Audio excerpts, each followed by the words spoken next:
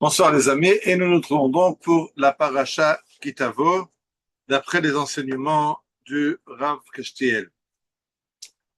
Alors cette paracha Kitavo, elle commence par deux mitzvot.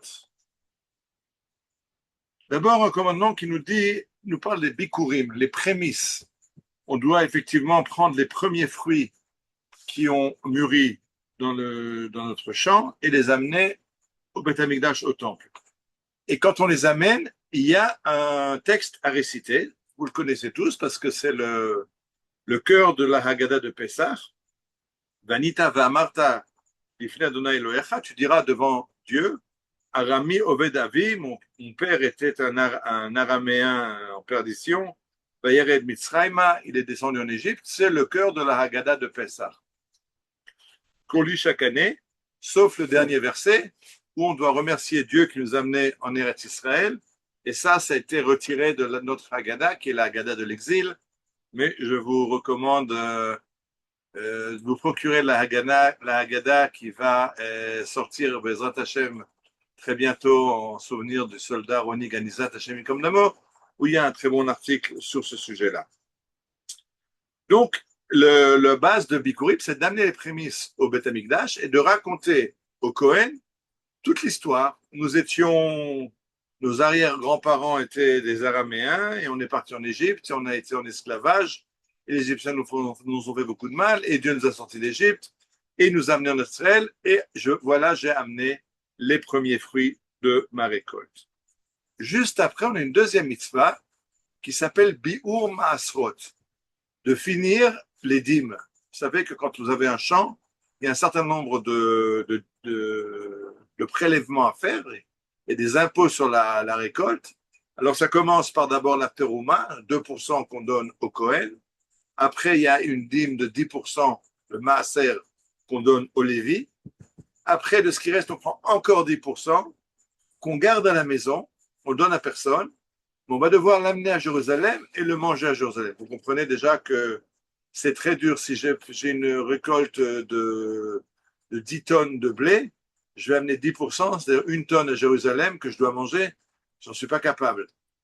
Et donc, je vais devoir inviter les pauvres, les orphelins, les veuves, d'autres des étrangers que je rencontre à Jérusalem. Et donc, c'est un phénomène de manger ensemble, de devenir amis, de faire un repas collectif, ce qu'on appelle Maaser Sheni, la deuxième dîme. Et tous les trois, ça c'est la première année après la Shemitah, après l'année sabbatique. C'est la même chose la deuxième année après l'année sabbatique. La troisième année, ça change. On donne la terouma au Kohen, les 2%. On donne la dîme au Lévi, 10%. Mais les deuxièmes 10%, ce n'est pas pour moi, pour manger à Jérusalem. Je dois les donner aux pauvres. Ce qu'on appelle Maaser Ani, la dîme des pauvres. Maintenant, ça se fait sur un cycle donc de 3 ans. Au bout de 3 ans, je dois avoir donné tous mes prélèvements. Parce que par exemple, si j'avais prélevé l'année 1, j'ai prélevé la dîme du Lévi. Je n'ai pas trouvé de Lévi à qui donner ce maaser, je l'ai gardé chez moi. Disons que c'était des raisins, j'en ai fait des raisins secs, ça se conserve. J'avais des olives, j'en ai fait de l'huile, ça se conserve. Alors, si je n'ai pas donné, ou je n'ai pas été à Jérusalem pour différentes raisons, et donc j'ai encore la deuxième dîme que je dois consommer à Jérusalem, je ne l'ai pas consommée non plus. Donc la troisième année, qui te fallait la Aser, quand tu finiras le cycle des prélèvements, alors tu devras ou donner tout ce que tu as prélevé dans les 3 années qui ont précédé, ou alors le détruire. Mais tu ne peux pas garder les maaser de Tromot plus que 3 ans sans les donner à leur destinataire. Et même chose, une fois qu'on a tout donné, on va se retrouver à dire devant Dieu, le passage suivant, Bi'arti Kodesh Minabait, j'ai fini de donner tous les prélèvements, tout le Kodesh, ces choses qui ont une sainteté, qui ont été prélevées d'après la Torah. Lo achalti boni, je l'ai mangé d'après les règles de la Torah, je ne l'ai pas rendu impur. Asiti kechol asher tzivitani, j'ai fait tout ce que Dieu m'a ordonné. Ashkifa mimaon kodshecha min hashamayim, et on demande à Dieu de donc nous donner sa bénédiction puisqu'on a fait tout ce qu'il nous a demandé. Alors le Rav Keshtiel nous explique que c'est très important non seulement de donner les premiers fruits au Cohen, ou de terminer toutes les dîmes la troisième année. Mais non seulement c'est important de le faire, mais il faut le dire. Parce que quand on dit, alors on prend conscience de ce qu'on a fait. De la même façon qu'avant de faire une mitzvah, avant de consommer quelque chose, on fait une bracha. Que fait la bracha? Elle me fait prendre conscience de l'acte que je fais. Que l'acte que je fais n'est pas un acte automatique. J'ai faim, je mange. Non. Je remercie Dieu qui m'a donné cette nourriture. Je comprends que c'est Dieu qui a créé cette nourriture et il me la donne et je le remercie. Donc ça donne de comprendre ce qu'on fait. On fait des actes qui ont une signification. Et nous dit le Rav Castiel, c'est important de comprendre ça au niveau des prémices, qui sont les premiers fruits de la récolte, et au niveau des biur ma'asarot, qui sont la fin de la récolte quand j'ai donné les prélèvements et que je dois tout donner. Donc il y a un acte du début, un acte de la fin. Dans l'acte du début, qu'est-ce que je dis? Je fais un historique. Voilà, nos ancêtres étaient araméens, on était en Égypte, Dieu nous a sortis d'Égypte. On rappelle d'où on vient. Si je sais d'où je viens, je sais où je veux aller. Donc c'est au début des prémices, au début de mes fruits qui commencent à mûrir dans le jardin. Au début de tous mes actes, je prends en compte d'où je viens et je donne un but à tous mes actes. À la fin aussi, quand j'ai fini le cycle des 3 ans des Maasrot, je regarde en arrière, je dis, bah, quand même, je suis pas mal, j'ai fait tout ce que Dieu m'a demandé. Bon, j'ai fait ce que je devais faire. C'est important d'en prendre conscience. C'est important de prendre conscience et d'où je viens. Le Rav Kook nous dit que la Tria, la résurrection nationale d'Israël, elle prend tous les idéaux qu'on avait depuis les origines et avec des petits actes, on va commencer à acheter un champ, on va acheter une maison, on va commencer à travailler la terre dans un village et petit à petit, on va construire un État. C'est-à-dire que c'est important de savoir d'où on vient pour comprendre vers là où on va. On va d'une grande histoire derrière nous pour recréer cet État juif. Et ça, c'est l'idée des bikurim.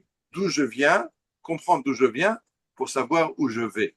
Mais après, il y a à la fin du compte aussi, il faut regarder en arrière et être content de ce qu'on a fait.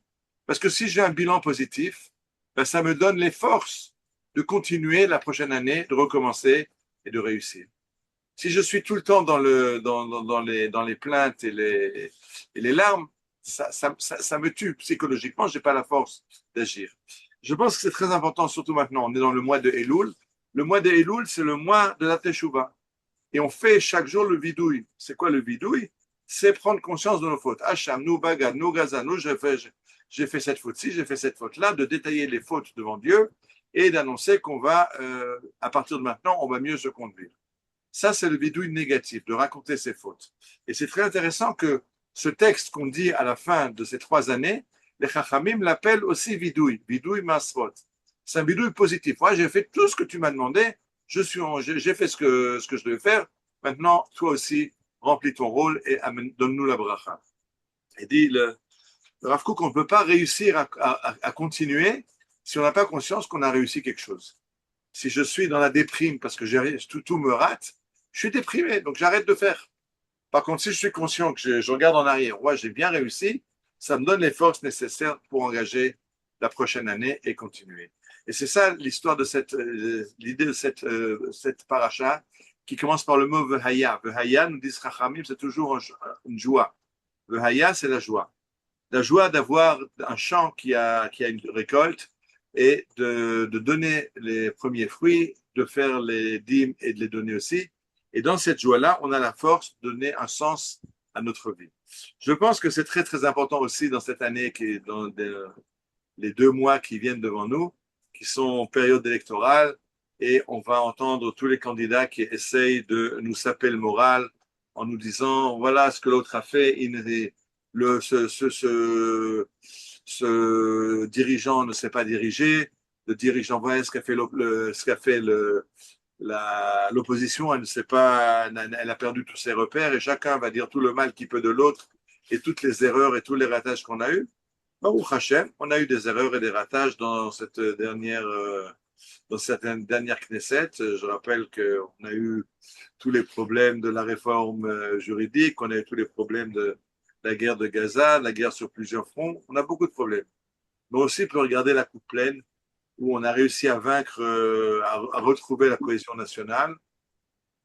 Pas aussi bien qu'on voudrait, mais on a fait un grand pas depuis les manifestations de Kaplan.